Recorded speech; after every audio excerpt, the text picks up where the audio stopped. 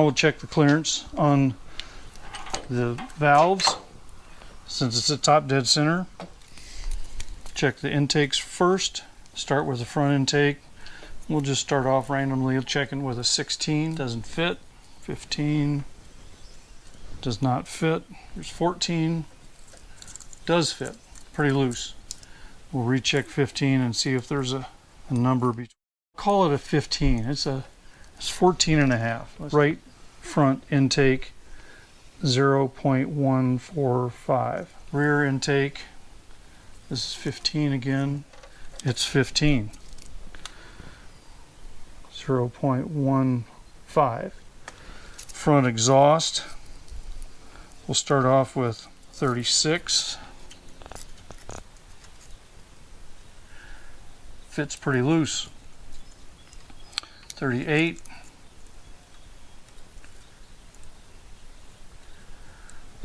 Fits a little bit loose.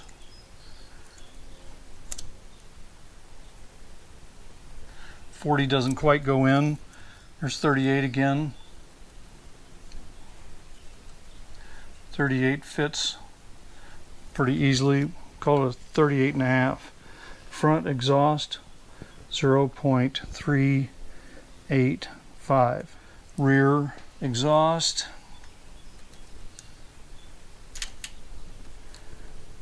okay, 38 fits just right. That's 38. Now we'll take off the bearing block.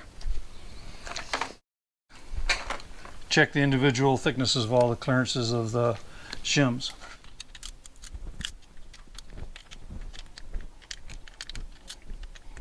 We'll take off the axial fixation bolt here too.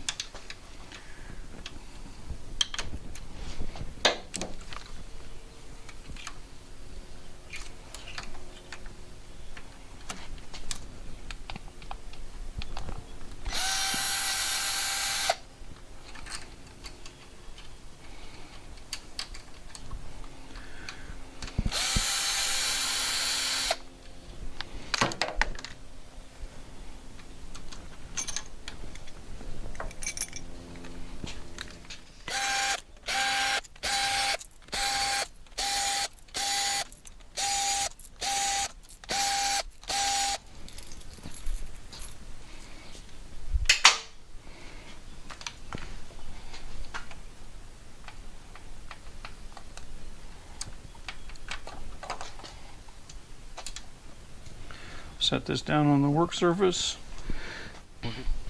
Yeah, here you can see these are the cutouts that the oil gets in for the cams to be lubricated. Just want to make sure that you're measuring the clearances over here. Likewise, here's the little pin that comes into play when it pushes open the follower when it's low RPM, and when this thing slings out, it's flush across here and it doesn't affect that at all. All right, start with the front intake. Pull it out with a magnet. Measure its thickness. 2.16. 2.16. Rear intake.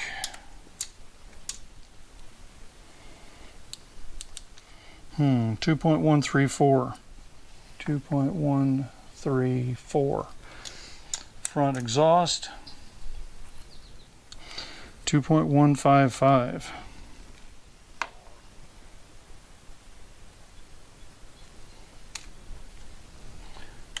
Rear exhaust 2.20. Now that we've got all the shims out and we've recorded the values of what the shims are, we're putting in the replacement shims. So the front intake had a clearance of 0.145 with a shim thickness of 2.16. My target is down at 12, so I need to go down 1.5. Clearance means I need to go up in thickness by 1.5. I'm looking for a shim that's at least 0.1 millimeter thicker.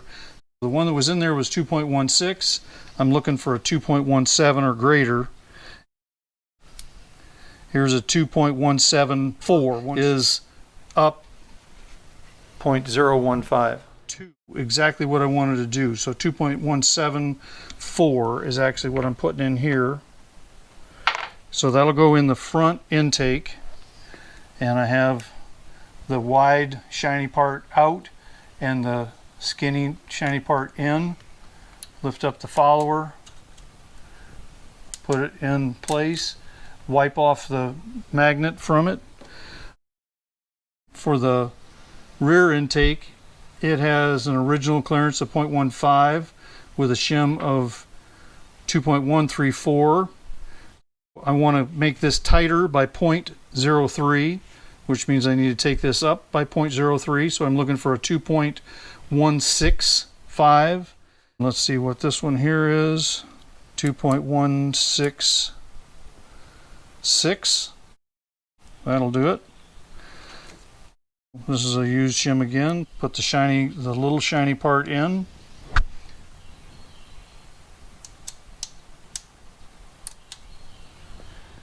.166 goes in there. For the front exhaust, we had a 0.385, target of 0.36. I need to go down at least 1.5. I have a 2.155 and need to go up on this measurement by 0.15. We'll check this one here. It is up by, that's a 2.175. That's up 2. That would take that down 2. So I'm going to put this 2.175 in here. 2.175 will go in the front exhaust, and the oil stiction holds that in. And then for the rear exhaust, I have a 0.38 and the shim is 2.20. I want to go down 2 for that. I want to go up 0.02 for this. I want a 2.22 shim in here. Here's a 2.22.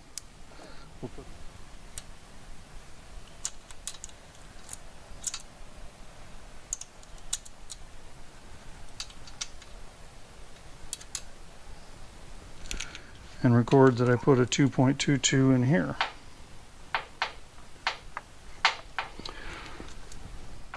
Now we'll put the cams back in. Start with the exhaust cam. Line up with the laser etch mark at the bottom. Oh, got to lift up the exhaust followers and so that they go up underneath the cams. And got to move this a couple of teeth to line up. And that looks parallel. The end of this looks parallel to the face of this. That looks good. Now we'll get the other cam. I'll line up the laser etch mark at the bottom.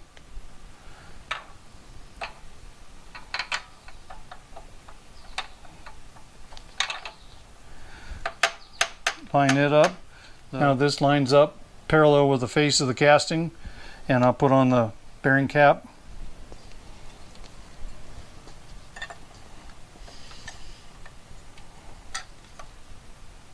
One more check over here, parallelism of the faces of the cams up in the front here and here. They look good.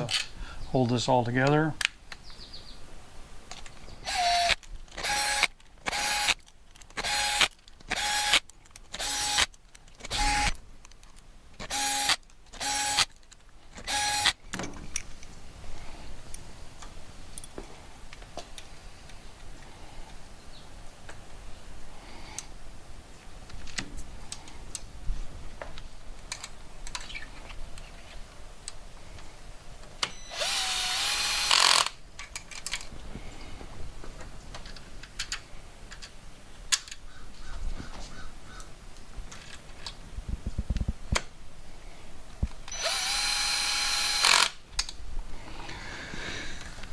Now all these get torqued to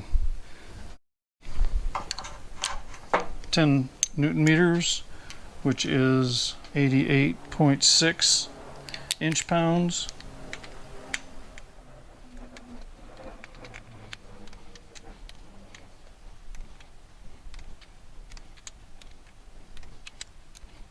1, 2, 3, 4, 5, 6, 7, 8, 9, 10.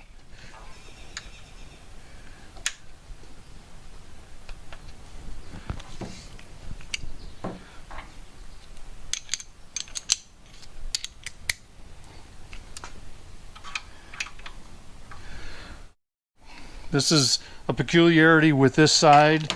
Occasionally you'll get this screw obscured by the web of this sprocket. We just have to remember that when we get done checking all the clearances, we're going to turn the engine over one more revolution to verify that the clearances are all right. I have to move the timing chain sprocket so that I have clear access to retorque this to 10 Newton meters, because it is not torqued right now. I'm going to go ahead and loosen this up. You need to loosen this before you turn the engine over. It just puts too much tension on the bottom of the cam chain. I turn the engine over one time, one full revolution, after I've installed the new shims. For some reason, I've had erroneous readings when you put in the new shims and you measure them right away. By turning the engine over, all the cams rotate around one time. It just makes everything normalized. The clearances that you read now to check your final clearances are correct. Let's go over to the other side for a second. We'll pull out the top dead center pin and rotate the engine one full revolution to go back to the top dead center mark for that side one more time and lock it in. It just shows that it's on the base circle correctly. There's top dead center on this side. The next time it comes around to fall into the pin will be top dead center for the other side.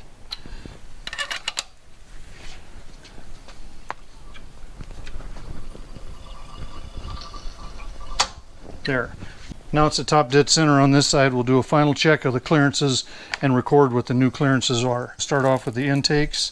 Here's the front intake. Starting off with a 13. 13 fits pretty easily. That's it. It's a 13. 0.13. The back intake, that was a 14, didn't fit. Here's 13. 13. It's a 13 also. Let's check the exhaust. 36 for the front.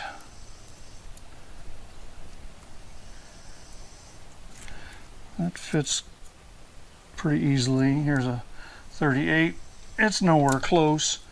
I think it's 36 and a half, just by the way that it works through there. 0.365,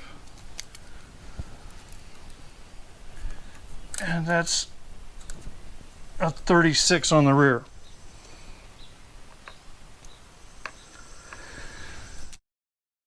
We're pretty close. We're a little bit over on both the intakes, a little bit over on this one exhaust, and just right where we want to be with this exhaust.